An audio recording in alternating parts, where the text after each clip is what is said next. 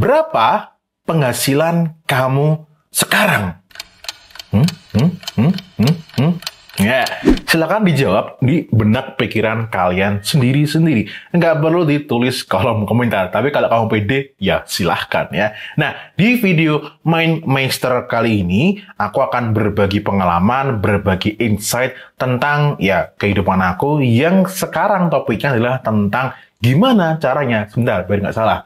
Gimana caranya ya memperbesar pendapatan kamu. Dan tentu ini berdasarkan sekali lagi pengalaman dan insight yang aku miliki. Jadi di sini tidak ada keinginan ataupun kebutuhan aku untuk menggurui kalian ya. Silakan disimak di MindMeister episode terbaru kali ini.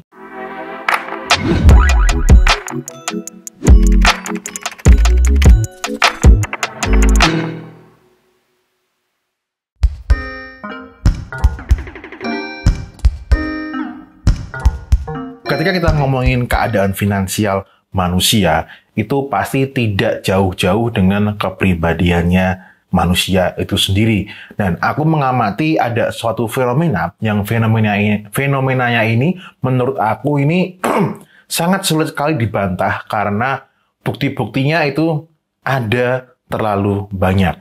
Nah, salah satu fenomenanya adalah fenomena pendapatan seseorang itu bisa stay di suatu angka tertentu. Nah, ini aku mau sharing dulu ya, suatu case study dari buku Psycho-Cybernetic karangan dari Maxwell Maltz. Nah, Maxwell Maltz ini adalah seorang cosmetic surgeon ya, jadi bedah plastik gitu ya.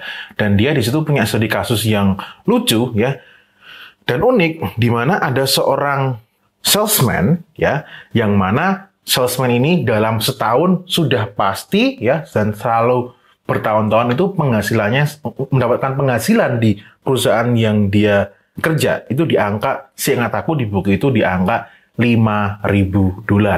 Lalu bosnya si salesman ini bilang, coba orang ini kita pindah ke lokasi lain, yang mana lokasi lain ini salesnya itu nggak sebagus tempat dia kerja gitu kan.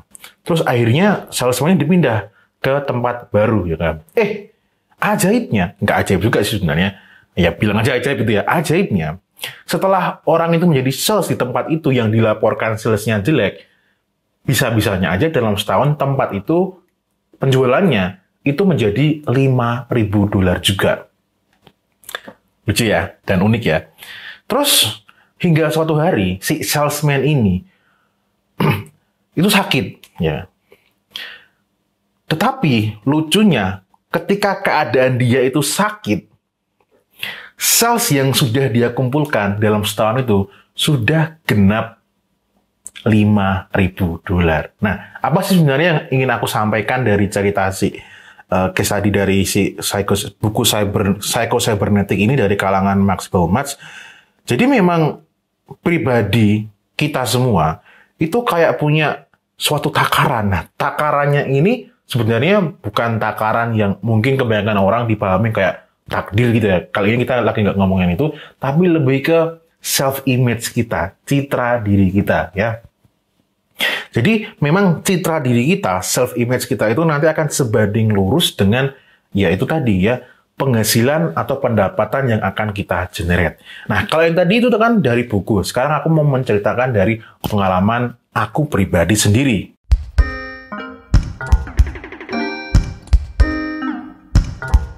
Jadi setelah aku memutuskan untuk menjadi seorang konsultan digital marketing, fokusnya ke Facebook, Instagram Ads ya kan, dan websitenya, itu selama kurun waktu setahun 2 tahun terakhir ini ya anggap aja setahun lah. Setahun ini aku mengamati bahwa ternyata diri aku sendiri itu ya, walaupun di awal bulan itu ada rasa cemas, was-was ya, karena aku kan bukan pekerja kantoran itu ya, maksudnya yang digaji tiap bulan, aku bekerja sendiri gitu, untuk diriku sendiri.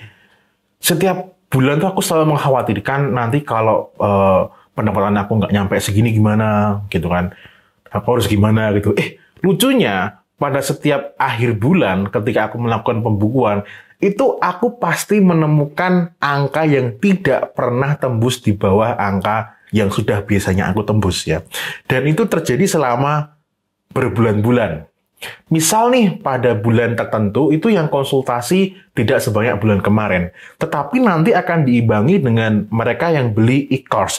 Atau mungkin ada yang endorse. Atau mungkin bisnis yang aku joinan dengan orang lain, itu nanti nominalnya lebih besar daripada yang konsultasi. Sehingga ketika dikumpulkan penghasilannya, kok bisa-bisanya tetap sama ya, menemui batas yang pernah aku jumpai kemarin-kemarin. Nah, coba teman-teman juga lihat ya penghasilannya kalian. Apakah kalian juga mengalami seperti itu? Itu sebenarnya bagus dan juga nggak bagus ya. Kalau nggak bagusnya itu kalau dalam dunia bisnis, seharusnya kan tiap bulan itu terus-terusan naik ya. Tapi kalau ya pada umumnya itu bagus karena kalian bisa bertahan ya. Itu silakan sih ya, gimana kalian memandangnya.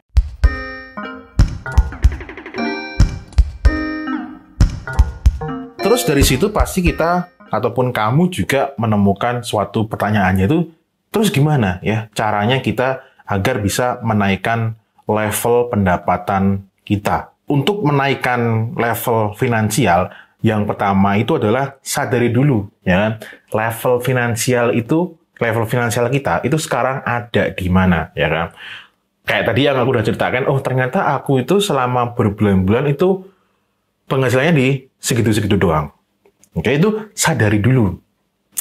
Lalu yang berikutnya, kalian itu cek. Nah, kalau aku ini sering ngecek ya, apakah ada orang yang seprofesi kalian, atau mungkin yang nyerempet-nyerempet, itu yang penghasilannya lebih besar daripada kita.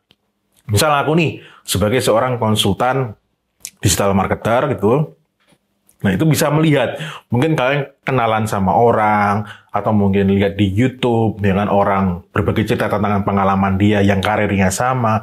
Lalu kalian cek, ya kan, gali-gali informasi, berapa sih penghasilannya mereka. Kalau ternyata penghasilannya mereka itu bisa jauh lebih besar daripada mereka, berarti kemungkinan di karir kalian yang sama itu bisa jauh lebih besar. Nah, dari situlah nanti kalian baru merumuskan strategi dan teknisnya nanti gimana. Mungkin jualan e-course lebih banyak, mungkin menjalankan iklan, dan sebagainya untuk teknisnya.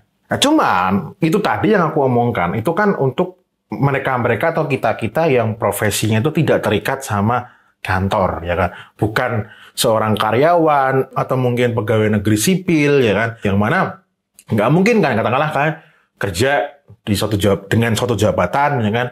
Lalu kalian kepengen menaikkan penghasilan, tapi jabatannya masih sama, itu doesn't make sense, nggak mungkin.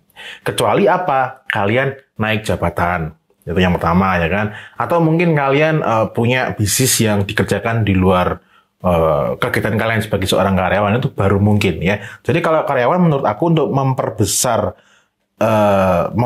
finansialnya ya caranya cuma seperti itu sih ya, cuma dua itu. Nah, terus tadi balik lagi ke kita-kita yang memang profesinya itu adalah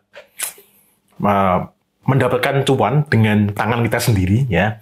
Nah, ini adalah cara yang 100% itu aku lakukan, ya kan? Setelah tadi aku melihat ada orang yang profesinya sama dengan aku atau mungkin mirip-mirip gitu. Kok mereka lebih tinggi gitu kan? Kalau kan aku riset ya tadi.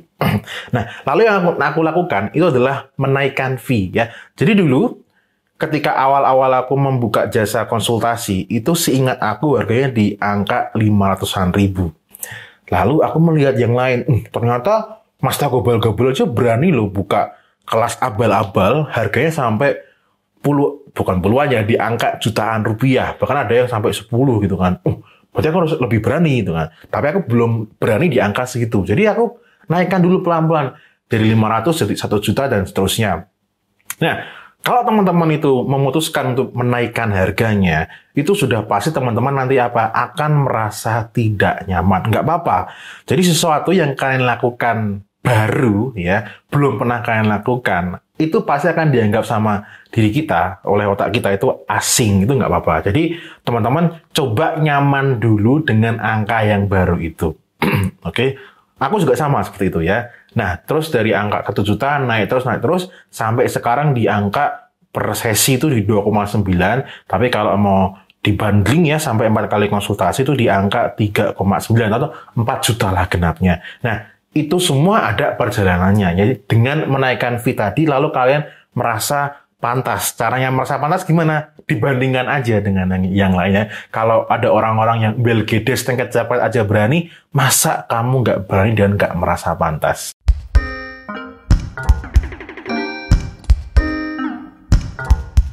Semoga teman-teman yang punya karir yang sama dengan aku atau mungkin karir-karir yang lain bisa pendapatannya semakin hari ya semakin bulan atau semakin tahun itu menjadi jauh lebih bagus. Nah, gimana lebih bagus ya? Dengan cara kalian menaikkan harganya dan tentu harganya naik itu karena apa? Kalian memiliki value yang lebih. Nah, mungkin nanti ya di episode berikutnya kita akan bisa membahas gimana sih caranya menambahkan value di dalam diri kita sehingga orang itu mau membayar lebih. Kalau setuju dengan topik itu, silakan kalian komentar di bawah ya. Nah, supaya videonya nggak terlalu lama. Oke, gitu aja di Mindmaster kali ini. As always, may we always live in prosperity. This is Pusik signing off. Bye-bye. Cuy!